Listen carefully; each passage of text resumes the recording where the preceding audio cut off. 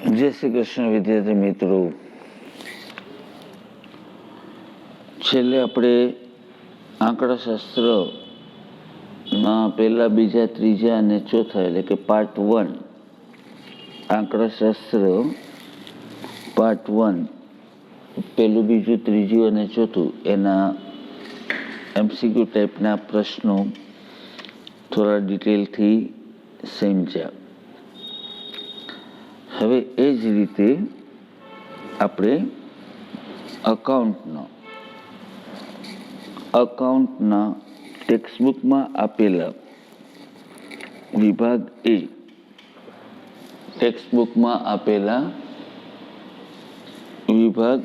એ, વિકલ્પવાળા પ્રશ્નો વારાફરતી એક પછી એક ચેપ્ટરના લેશું. સ્ક્રીન ઉપર તમારી પાસે છે અને textbook page number 29, textbook page number 29 અને 30 સામે રાખજો. ટેક્સ્ટબુક પેજ નંબર 29 અને 30 સામે રાખજો. ઓકે. વારાફરતી એક પછી એક વિકલ્પવાળા પ્રશ્નો હું બોલીશ અને માત્ર મારે એનો આન્સર નથી આપવાનો, પણ એની સાથે દરેકે દરેક વિકલ્પ સાથે સંકળાયેલ સમજૂતી પણ મારે આપવાની છે. એકનો એક પ્રશ્ન અનેક રીતે પૂછાઈ શકે, એટલે હું તમને એ રીતે સમજાવવાનો પ્રયત્ન કરીશ. પહેલું કામ તમે શું કરો મારા દીકરા, ટેક્સ્ટબુક પેજ નંબર 29 અને 30, 12મા ધોરણના વિદ્યાર્થીઓ માટેની વાત છે. અકાઉન્ટ ભાગ 1, ધોરણ 12, અકાઉન્ટ ભાગ 1, ભાગીદારીના હિસાબો વિષય પ્રવેશ, પ્રથમ ચેપ્ટર, એનું ટેક્સ્ટબુકમાં પેજ નંબર 29 અને 30 સામે રાખજો. ઓલરાઈટ મારા દીકરા, અમારી જોડે સમજવાનો પ્રયત્ન કરજો. હું જે રીતે સમજાવું છું એ તમે સાંભળશો ને એમાંથી મજા આવશે. જે રીતે બોલું એને ધ્યાનથી સાંભળજો, હેન્ડ્સ ફ્રી લગાડીને ધ્યાનથી સાંભળજો. સ્ક્રીન ઉપર તમારે કંઈ જોવાની જરૂર નથી. Already you are given in your textbook page number 29 and 30. You have to keep in front of you those two pages. એ બે પેજને તમારી સામે રાખો એટલે ઘડી ઘડી તમારા સ્ક્રીન ઉપર જોવાની જરૂર રહે નહીં. એમાં બ્લર થતું હોય કે બરાબર આવતું ન હોય તો પણ અવાજ તો બરાબર આવશે. એટલે તમે મને ખાલી સાંભળતા રહ્યો. ટેક્સ્ટબુક 29 અને 30 નંબરનું પેજ સામે રાખો અને માત્ર ને માત્ર મને સાંભળો. હું જે કંઈ સમજાવવાનો પ્રયત્ન કરું છું એને સમજવાનો પ્રયત્ન કરો પ્લીઝ. તો વેરી ફર્સ્ટ ઓપ્શન, ભાગીદારોની મૂડી પરનું વ્યાજ એ ભાગીદાર માટે શું છે? ભાગીદારની મૂડી પર વ્યાજ એ ભાગીદાર માટે શું છે? એટલે ભાગીદાર પેઢીમાં ઇન્વેસ્ટ કરે છે તો એને જે કંઈ રકમ પેઢીમાં ઇન્વેસ્ટ કરેલી હોય મૂડી તરીકે, એના પર પેઢી ભાગીદારને વ્યાજ આપે.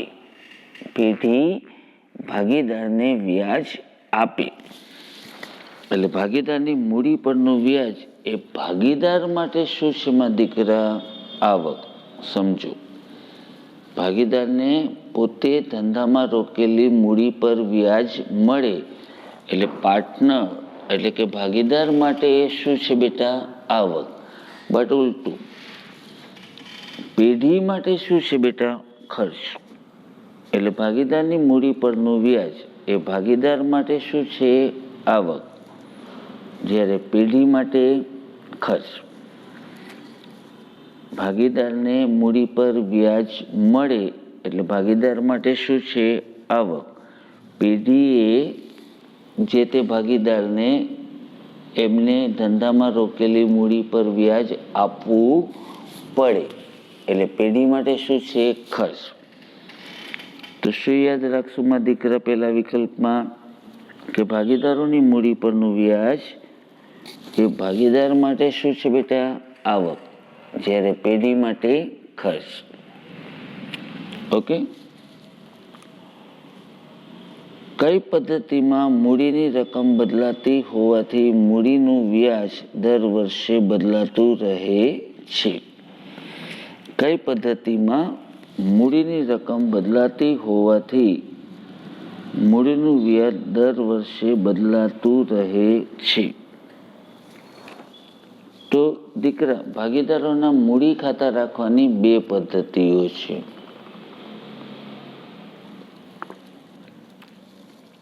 ભાગીદારોના મૂડી ખાતા રાખવાની બે પદ્ધતિઓ છે.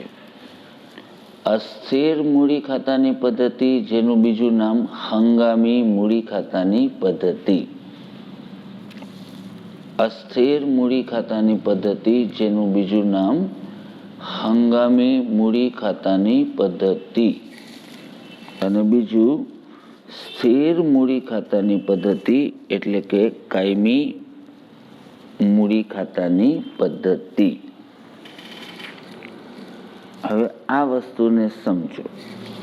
ભાગીદારોના મૂડી ખાતા રાખવાની કેટલી પદ્ધતિઓ છે? બે. અસ્થિર એટલે કે હંગામી મૂડી ખાતાની પદ્ધતિ, સ્થિર એટલે કાયમી મૂડી ખાતાની પદ્ધતિ. હવે માં દીકરા, અસ્થિર મૂડી ખાતાની પદ્ધતિ એટલે શું?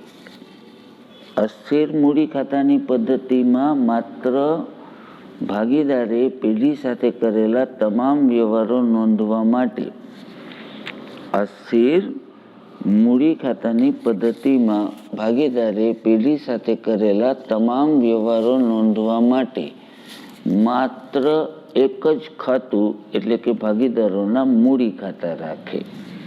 એટલે ભાગીદારે પેઢી સાથે કરેલા તમામ વ્યવહારો માત્ર ને માત્ર એક જ ખાતામાં એટલે કે મૂડી ખાતામાં લખાય. બરાબર. હવે જ્યારે તમે તમામ વ્યવહારો મૂડી ખાતામાં લખો છો તો સ્વાભાવિક છે કે મૂડી ખાતાની શરૂઆતની બાકી અને આખરની બાકીમાં તફાવત જોવા મળે. શું કામ? અસ્થિર મૂડી ખાતાની પદ્ધતિ છે, માત્ર એક જ ખાતું રાખેલું છે, ભાગીદારોના મૂડી ખાતા. તો ઉધાર જમા બધું જ કયા ખાતામાં થાય? મૂડી ખાતામાં. એટલે બટ નેચરલ કે ભાગીદારોના મૂડી ખાતાની શરૂની બાકી અને આખરની બાકીમાં તફાવત જોવા મળે. એટલે જે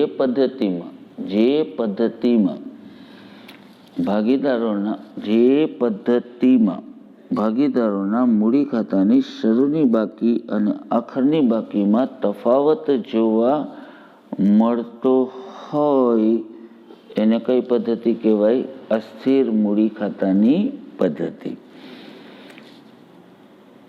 ઓકે. તો અસ્થિર મૂડી ખાતાની પદ્ધતિમાં કેટલા ખાતા રાખવાના? માત્ર ને માત્ર ભાગીદારના મૂડી ખાતા.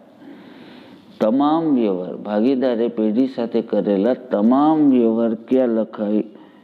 અસ્થિર મૂડી ખાતાની પદ્ધતિમાં ભાગીદારે પેઢી સાથે કરેલા તમામ વ્યવહારો ક્યાં લખાય?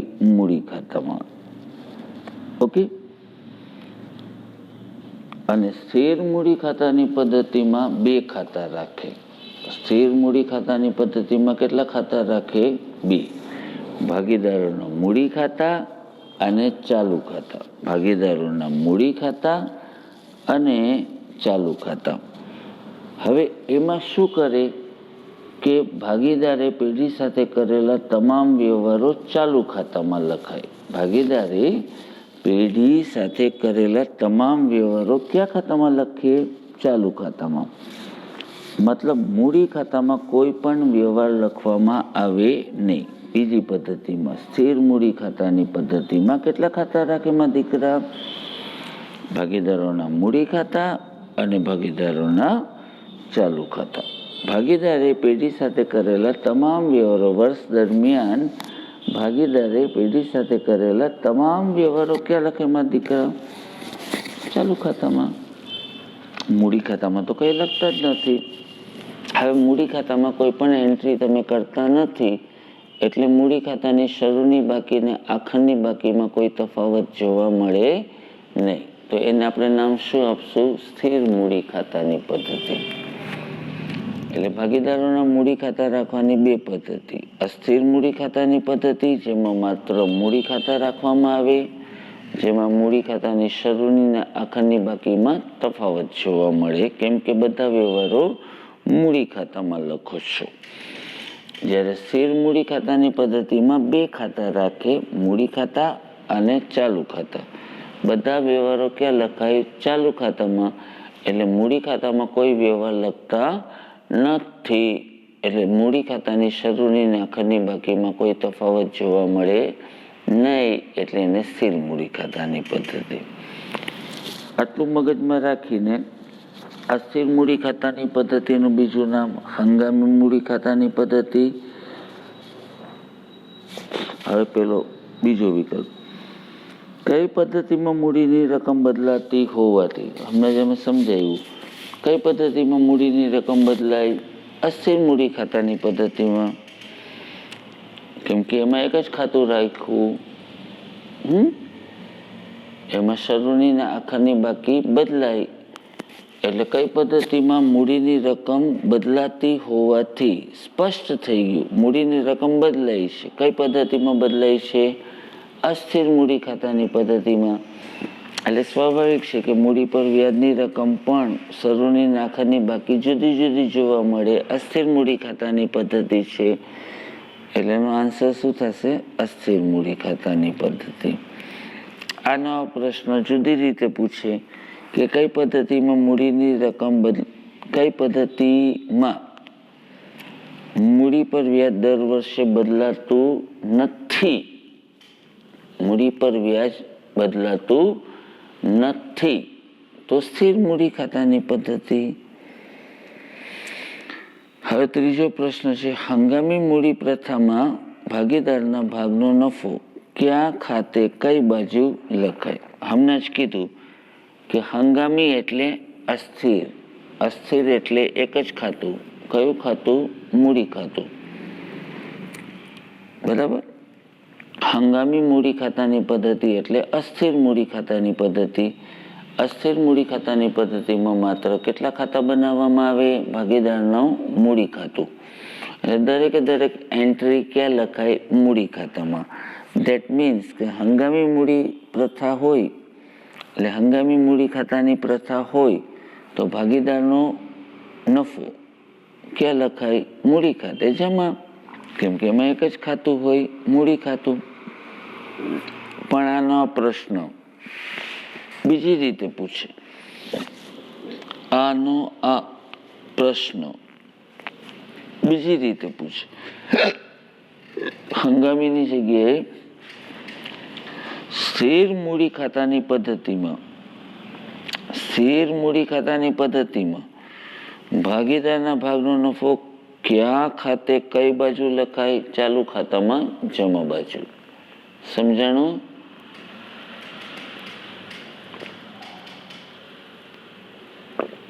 અસ્થિર મૂડી ખાતાની પદ્ધતિમાં કેટલા ખાતા રાખવામાં આવે? માત્ર એક જ, ભાગીદારોના મૂડી ખાતા. એટલે ભાગીદારે પેઢી સાથે કરેલા તમામ વ્યવહારો ક્યાં લખાય? ભાગીદારના મૂડી ખાતે. જ્યારે સ્થિર મૂડી ખાતાની પદ્ધતિમાં બે ખાતા રાખવામાં આવે, ભાગીદારોના મૂડી ખાતા અને ચાલુ ખાતા. એટલે ભાગીદારે પેઢી સાથે કરેલા તમામ વ્યવહારો ક્યાં લખાય? ચાલુ ખાતામાં. હવે આ પ્રશ્નને ફરીથી વાંચો. હંગામી મૂડી પ્રથામાં, હંગામી એટલે અસ્થિર, અસ્થિરમાં કેટલા ખાતા? એક જ ખાતું. કયું ખાતું? મૂડી ખાતું. એટલે દરેકે દરેક વ્યવહાર ક્યાં લખાય? મૂડી ખાતામાં. દરેકે દરેક વ્યવહાર ક્યાં લખાય? એટલે આનો આન્સર શું થાય? હંગામી મૂડી પ્રથા અમલમાં છે તો ભાગીદારના ભાગનો નફો મૂડી ખાતામાં જમા બાજુ, પણ જો સ્થિર મૂડી ખાતાની પદ્ધતિ હોય તો ચાલુ ખાતામાં જમા બાજુ. ચોથો પ્રશ્ન, જો સ્થિર મૂડી ખાતાની પદ્ધતિ હોય, હવે સ્થિર મૂડી ખાતાની પદ્ધતિમાં કેટલા ખાતા હોય? બે, મૂડી ખાતા અને ચાલુ ખાતા. તો ઉપાડ ખાતું બંધ કરીને ક્યાં લઈ જવામાં આવે? મેં હમણાં જ કીધું કે અસ્થિરમાં એક જ ખાતું, મૂડી ખાતું, બધા જ વ્યવહાર મૂડી ખાતે લખાય. સ્થિરમાં બે ખાતા, મૂડી ખાતા અને ચાલુ ખાતા, બધા વ્યવહાર ક્યાં લખાય? ચાલુ ખાતે. એટલે ઉપાડ ખાતું બંધ કરીને ક્યાં ખાતે લઈ જવામાં આવે? ચાલુ ખાતામાં ઉધાર બાજુ.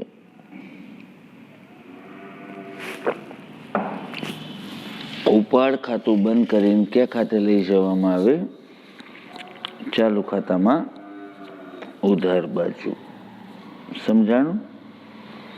ભાગીદારોના ચાલુ ખાતાની ઉધાર બાકીનું વ્યાજ, ચાલુ ખાતાની ઉધાર બાકી તો મૂડી ખાતાની સામાન્ય રીતે જમા બાકી હોય. મૂડી ખાતાની સામાન્ય રીતે જમા બાકી હોય. મૂડી પર વ્યાજ એ ભાગીદાર માટે આવક અને પેઢી માટે ખર્ચ. ઉપાડ ખાતાની ઉધાર બાકી હોય તો ઉપાડનું વ્યાજ એ ભાગીદાર માટે ખર્ચ અને પેઢી માટે આવક. હવે ચાલુ ખાતાની બે બાકી હોઈ શકે, જમા બાકી પણ હોઈ શકે અને ઉધાર બાકી પણ હોઈ શકે. તો ચાલુ ખાતાની જમા બાકીને આપણે મૂડી જોડે કમ્પેર કરવાની.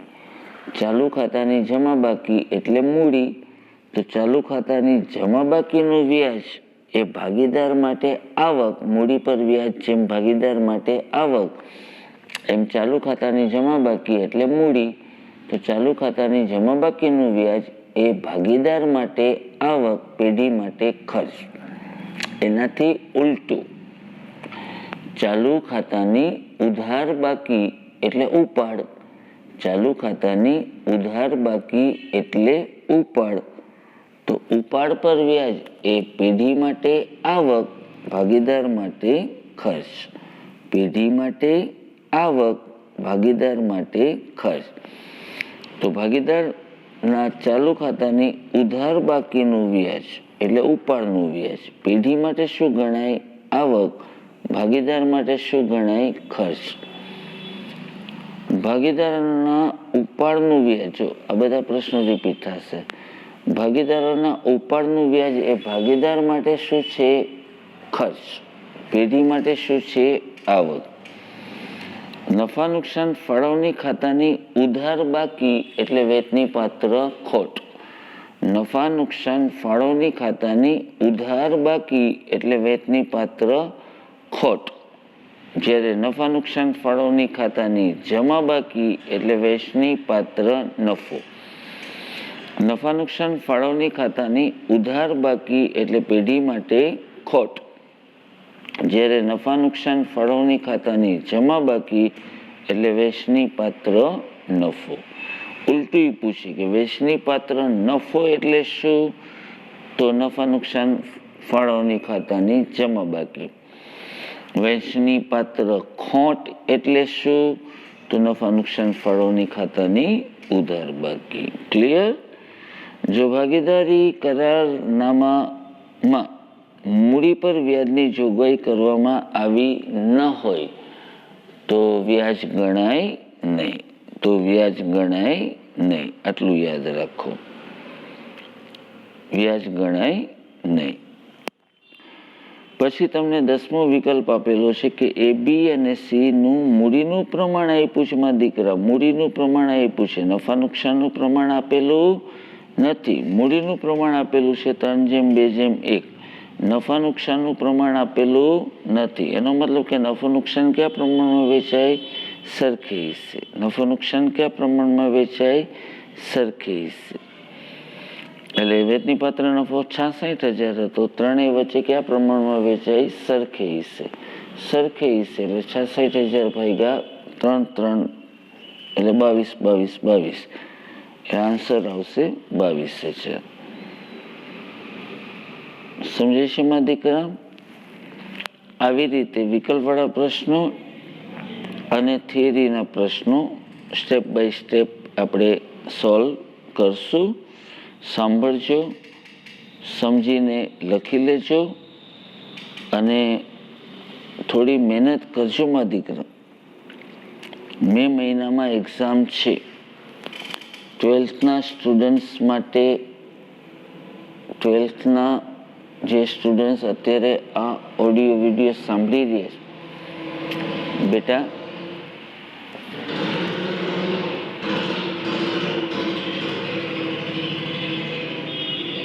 મારો મોબાઈલ નંબર તમારી પાસે હોય જ ઓબ્વિયસલી 9904843861. ઓકે. બીજું, મારી ઇન્સ્ટિટ્યૂટ હાથીખાના મેઇન રોડ ઉપર રામમઢીની બાજુમાં છે. હું 4-4, 5-5 સ્ટુડન્ટ્સના પર્સનલ ટ્યુશન્સ અત્યારે કરાવું છું. કોઈ પણ જાતની મુશ્કેલી હોય, કોઈ પણ જાતનો પ્રશ્ન હોય, તમે આવી શકો છો. ગમે ત્યારે આવી શકો છો બેટા, મળવા માટે, સમજવા માટે, શીખવા માટે. આજના દિવસ પૂરતું આપણે આટલું રાખીએ. ઓકે બેટા? જય શ્રી કૃષ્ણમાં દીકરા. Take care.